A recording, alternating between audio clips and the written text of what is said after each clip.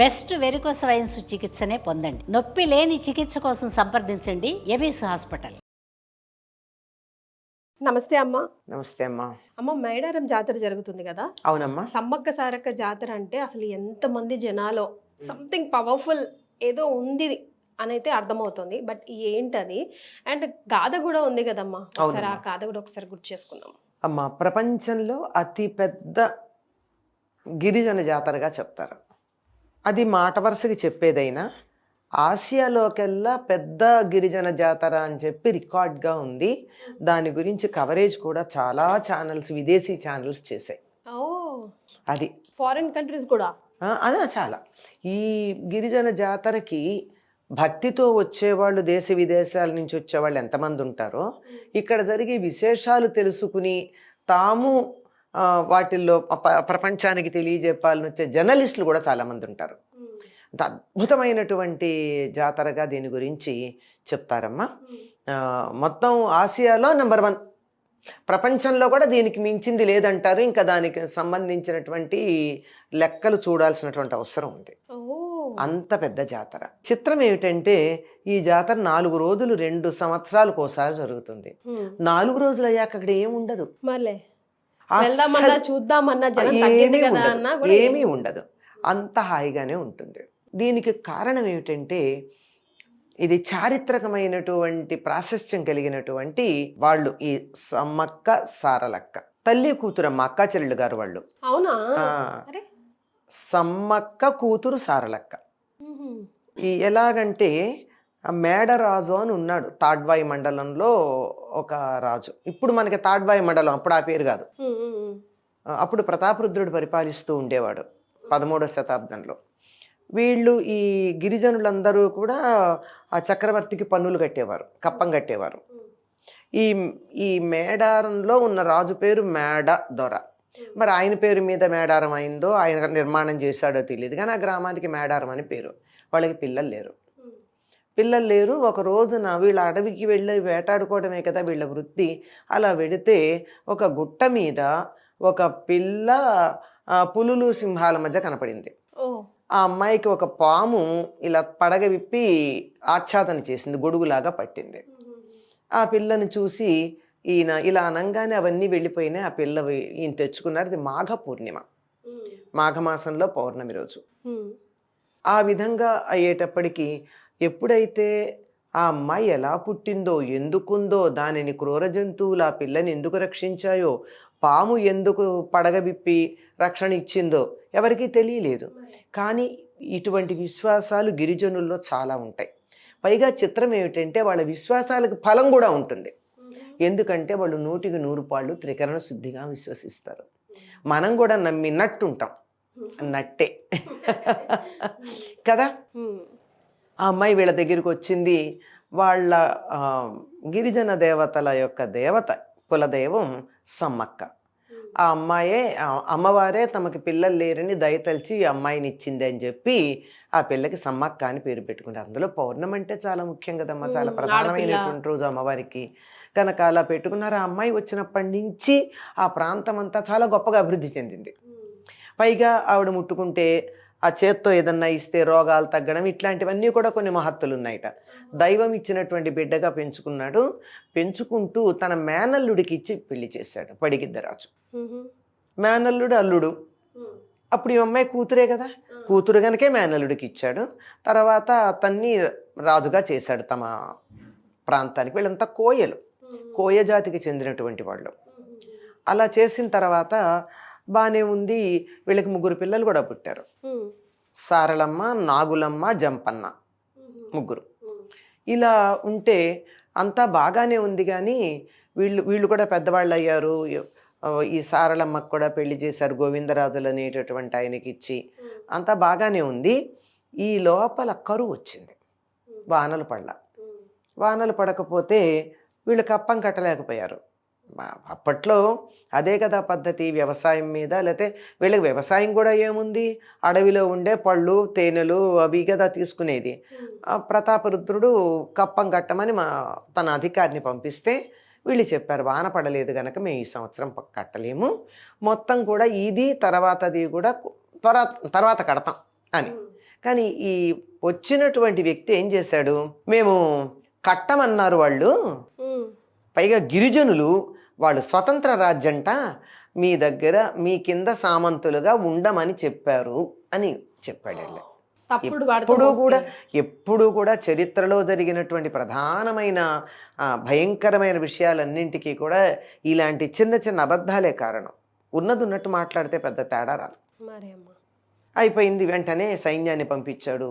వాళ్ళకి రథాలు, గుర్రాలు, సైన్యం, ఆయుధాలు అన్నీ ఉన్నాయి. వీళ్ళకేముంది? కానీ వీళ్ళు కూడా ఉన్నంత వరకు చాలా వరకు సేకరించారు. ఆ యుద్ధంలో ముందుగా ఒక్కొక్కళ్ళు చనిపోయారు. సారలమ్మ, గోవిందరాజు, పడిగిద్దరాజు, అందరూ, నాగులమ్మ కూడా చనిపోయింది. చనిపోతే తట్టుకోలేక జంపన్న వెళ్ళ కొడక వాగులో దూకేశాడు. దాన్నే జంపన్న వాగు అనే పేరుతో చెప్తారు. ఈవిడ ఎప్పుడూ కూడా పెళ్లికి ముందు ఏం చేసేదిటంటే, వెళ్ళి నేను అలా ఒంటరిగా ఉంటాను, గుట్ట మీద నన్ను వదిలిపెట్టమనేది. అక్కడికి వెళ్ళి కూర్చునేదిట. అప్పుడు ఒక చిన్న బావి కూడా తవ్వించారు ఆవిడ కోసం అక్కడ ఉండడానికి. సరే, వివాహం అయ్యాక గృహస్థ ధర్మాన్నే స్వీకరించింది. ఎప్పుడైతే అందరూ చనిపోయారో ఈవిడ బయలుదేరింది సమ్మక్క బయలుదేరి తాను యుద్ధం చేస్తూ ఉంటే, అసలు ఆవిడ యుద్ధం ముందు ఇంత వాహనాలు, సైన్యము, ఆయుధాలు ఉన్నవాళ్ళు తట్టుకోలేకపోయారు. ఆవిడ ఒక్కదంటే ఆదిపరాశక్తి. దాంతో ఒకడు ఏం చేశాడంటే వెనక నుంచి వచ్చి వీపు మీద పొడిచాడు. దాంతో ఆవిడికి చాలా బాధేసి పరిగెత్తుకుంటూ వెళ్ళిపోయింది. ఎక్కడ తాను అందరికీ కనపడిందో అక్కడికి వెళ్ళింది. ఆ తర్వాత కనపడలా. చిన్న పిల్లగా ఏ ప్రాంతంలో కనపడిందో అదే ప్రాంతంలోకి వెళ్ళిపోయి మాయమైపోయింది. అందరూ వెనకెళ్ళిన వాళ్ళు చూసుకుంటే ఉంది అక్కడ ఒక భరిణ ఉందంతే, కుంకం భరిణ. అంటే అమ్మవారు తమకు కుంకం భరణని గుర్తుగా మిగిల్చి వెళ్ళింది అని వాళ్ళు నమ్ముతారు. దాన్నే వాళ్ళు గద్దె మీద పెట్టి పూజించేది కూడా అదే. ఇది జరిగింది కానీ ఈ సంగతి ప్రతాపరుద్రుడికి తర్వాత తెలిసిందే. ఇది అసత్యం, వీళ్ళు అబద్ధం ఆడారు. ఆవిడికి ఒక కథ ప్రకారం ఏం చెప్తారంటే, కాకతీయుల దైవం కాకతి, ఆవిడ అమ్మవారు వాళ్ళకి. కాకతే ఆయన కల్లో కనిపించింది అంటారు. తర్వాత మరి ఏదో కారణంగా తెలిసిందో, ఏది ఏమైనా తెలిసి వచ్చి ఇక్కడ వీళ్ళందరికీ ఆయన క్షమాపణ చెప్పినట్టే ఈసారి కప్పం కట్టద్దని చెప్పాడు. ఇది చరిత్రలో కనపడుతున్నటువంటి విషయం. చరిత్రలో ఉంది. ఇది లోకులు చెప్పిన చిన్న చిన్న మార్పులతో ఇదే కథ ఉంది. ఇది 800 సంవత్సరాల క్రితం జరిగింది. అక్కడి నుంచి ఈ సమ్మక్క, సారలక్క ఈ ఇద్దరిని కూడా తమ కులదైవాలుగా కోయలు భావించుకుంటూ ఉంటారు. 2 ఏళ్లకు ఒకసారి మాఘ పూర్ణిమ నాడు జాతర చేస్తారు. అంటే మాఘ పూర్ణిమ నాడే ఈవిడ దొరికింది, పెళ్ళయింది మాఘ పూర్ణిమ నాడే, తర్వాత ఆవిడ అంతర్ధానమైంది మాఘ పూర్ణిమ నాడే, మాఘమాసంలో. అందుకని మాఘ పూర్ణిమతో పూర్తి అయ్యేటట్టుగా 4 రోజుల ముందు ఈ ఉత్సవం ప్రారంభించుకుంటారమ్మా. ఆ ప్రాంతాల్లో చుట్టుపక్కల ఉండేటటువంటి అనేకమైనటువంటి గిరిజన తెగలందరూ వస్తారు. పైగా సమ్మక్క చేసిన పని ఏమిటంటే, ఆ ప్రాంతాల్లో అక్కడక్కడక్కడ ఉన్న గిరిజన తెగలందరినీ కూడా ఏకత్రితం చేసింది. వాళ్ళందరూ కలిసికట్టుగా ఉండేటట్టు. ఇప్పుడు ఇంతమందే ఉంటే వీళ్ళని గెలవడం తేలిక, ఇంతమందే ఉంటే గెలవడం తేలిక. వీళ్ళందరూ కలిస్తే వీళ్ళేం వ్యతిరేకించలేదు. కాకతీయ సామ్రాజ్యానికి మేము వ్యతిరేకంగా ఉంటాము, స్వతంత్రం ప్రకటించుకుంటాం అనలేదు. కానీ వీళ్ళంతా ఒక ఐకమత్యంగా ఉన్నారు. ఉండి కప్పం కడుతూ బాగానే ఉన్నారు. కానీ ఈ జరిగినటువంటి ఒక అధికారి చేసినటువంటి అధికార దుర్వినియోగం ఉందే, దానివల్ల ఇదంతా జరిగింది. అందుకని 2 సంవత్సరాలకు ఒకసారి ఇచ్చేస్తారమ్మా. ఈ చేసే చోట వాళ్ళకి బంగారం సమర్పించుకుంటారు. బంగారం అంటే మంచి బెల్లం, ఇంత అని అనుకుంటారు, మొక్కుకుంటారు. మొక్కుకున్న వాళ్ళకి మొక్కుకున్న కోరిక 100కి 100 పాళ్ళు ఆ దేవతలకు మొక్కుకుంటే మాకు ఫలితం వచ్చింది అని చెప్తారు. తప్పనిసరిగా జరుగుతూ ఉంటుంది. ఇది ముందుగా కన్నేపల్లి నుంచి సారళమ్మని తెస్తారు ముందు, తర్వాత ఏమో ఈవిడ్ని తెస్తారు, మన సమ్మక్కని తీసుకొచ్చి ఇక్కడ గద్దెల మీద పెడతారు. ఆ 3వ రోజంతా వేడుక చేస్తారు. 4వ రోజు యాత్రతో పూర్తవుతూ ఉంటుంది. అందరూ కూడా అమ్మవారికి బంగారంతో పాటు ఒడిబియ్యం పోస్తారు, సారెలు ఇచ్చుకుంటారు. ఇప్పటికి కూడా గద్దె ఉంటుంది అంతే, అక్కడ ఏమీ ఉండదు. కానీ దాని చుట్టూతా చిన్నది. ఈ మధ్య కాలంలో అందరికీ మన వాళ్ళకి పిచ్చి కదా, ఏదో ముట్టుకుంటే వచ్చేస్తుంది, మా పాపం అంతా పోతుందని దాని చుట్టూతా కొంచెం కటకటాలు లాంటివి పెట్టారు. లోపలికి సమర్పించుకోవచ్చు, చక్కగా చలిమిడిస్తారు. ఇంటి ఆడబడుచుగా భావించుకుంటారు వాళ్ళిద్దరినీను. వాళ్ళకి చలిమిడి పెట్టడం, ఒడి బియ్యం పోయడం, అన్ని రకాల సమర్పణలు చేసుకోవడం ఉంటాయి. ఇది మనకి అర్థం చేసుకోవాల్సింది ఏమిటంటే ఈ ఇతివృత్తంలో ఈ దేశంలో గిరిజనులకు కూడా వాళ్ళకంటూ ఒక సంస్కృతి ఉంది, దాన్ని స్వేచ్ఛగా సెలబ్రేట్ చేసుకునే అవకాశం ఉంది. అందరూ వాళ్ళ వాళ్ళ సంస్కృతిని పాటిస్తూ సనాతన ధర్మంలో మేము భాగం అన్నారు. మేము విడిగా అనుకోలేదు, ఎవరికి వాళ్ళు ఇందులో ఒక భాగం. మేము మా అస్తిత్వాన్ని మేము నిలబెట్టుకుంటాం. చూడండి, పడిగిద్దరాజు పేరు రాదు, గోవిందరాజుల పేరు రాదు కదా. ఎవరి పేర్లు వింటున్నాం మనం? సమ్మక్క సారలక్కల పేర్లే వింటున్నాం. ఆడవాళ్ళని దేవతలుగా పూజించే సంస్కృతి ఉంది, శక్తి ఆరాధన ఉంది, గిరిజనులకు కూడా ఒక అస్తిత్వం ఉంది, వాళ్ళకు ఒక సంస్కృతి ఉంది, అందరూ వాళ్ళని గుర్తించారు. ఒకవేళ వాళ్ళకి ఏదన్నా హాని జరిగితే మహామహారాజుల యొక్క కులదైవాలు వాళ్ళకి చెప్తారు వాళ్ళని కూడా ఆదరించమని. ఇది ఈ దేశం సంస్కృతి అమ్మా. అలాగే మీరు చెప్పినట్టుగా బిలీఫ్, త్రికరణ శుద్ధితో నమ్మితే శక్తి కూడా నమ్ముతారు. నమ్మకుండా వెళ్ళినా కూడా కొంత ఫలితం ఉందని అంటున్నారు, నేను విన్నాను. కానీ మిగిలినప్పుడు ఏం లేదు. కానీ ఇంకొక విశేషం ఏమిటంటే, ఈ మధ్య కాలంలో ఒక పెద్ద ఆవిడ ఏ ఇంట్లో ఈవిడ పెరిగిందని చెప్తూ ఉంటారో ఆ ఇంటి మా ఇంట్లోనే అని చెప్తారు. అక్కడి నుంచో తీసుకొస్తారు, కన్నేపల్లిలో నుంచి ఒక కొమ్మలే తీసుకొస్తారు, చెట్టు కొమ్మలు. ఆవిడ చెప్తుంది ఏంటంటే, సమ్మక్క ఇంకా జీవించే ఉంది, అంతర్ధానమైంది కానీ ఆవిడ శరీరం దొరకలేదుగా, ఆవిడ ఇంకా ఉందని, తమని కాపాడుతూ ఉందని, అప్పుడప్పుడు కనపడుతూ ఉందని చెప్తారు. ఇంకొక మహాయోగి చెప్పినటువంటి మాట ఏమిటంటే, ఈ ప్రాంతానికి చెందిన ఆయన, ఇది మనకు పైకి కనపడేటటువంటిదే కానీ ఈ చిన్న గుట్ట ఎంతో ఉండదు, ఇది 4 అడుగు కొంచెం ఇంతే ఎత్తెక్కాలి అంతే కదా. దాని నుంచి ఇంకా పైకి వెడితే ఒక గుహలో ఒక పెద్ద శక్తిపీఠం ఉందని. మనకి 108 పైన శక్తిపీఠాలు ఉన్నాయి. ముందర 4 అంటారు, 18 అంటారు ప్రధానంగా, తర్వాత 108 అంటారు, 54 అంటారు. ఇట్లా ఒక్కొక్క ప్రాంతం ఒక విశ్వాసం ఉంది. వీటన్నిటితో పాటు ఇంకా అధికంగా కూడా ఉన్నటువంటి శక్తిపీఠాలు ఉన్నాయి. అందులో ఒకటి ఆ పైన ఇంకా పైకి పెడితే ఒక గుట్ట ఉందిట. ఆ గుట్ట గుహలో ఉంది. అది ఇప్పుడు వ్యక్తం కాదు, కొన్ని రోజులు అయిన తర్వాత అక్కడ ఉన్నటువంటి శక్తిపీఠం బయటపడుతుందని ఒక మహాయోగి చెప్పాడు. అయ్యుండొచ్చమ్మా, బికాస్ నిజంగానే లేకపోతే అంత శక్తి లేకపోతే ఎలా ఆకర్షిస్తారు ఎంతమందిని, ఎంతమందిని ఆకర్షిస్తారమ్మా. ప్రతి 2 years ఒకసారి వచ్చే ఈ జాతర కోసం ఎంతో మంది ఎదురు చూస్తారు, ఎన్నో మొక్కులు తీర్చుకుంటారు.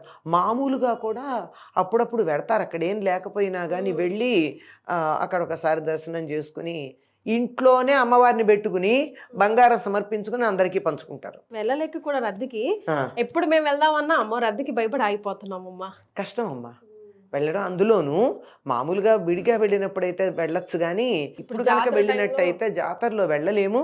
పైగా అక్కడ ఉండేటట్టు కొంచెం ఉగ్రత ఉంటుంది, శక్తి కదా, గ్రామదేవతలు కదా వీళ్ళు, చాలా ఉగ్రంగా ఉంటారు వాళ్ళు. ఏం చెయ్యరు, కానీ వాళ్ళ ఉగ్రతను చూసి మనకే భయం వేస్తుంది. అది వెళ్ళడం కష్టమే.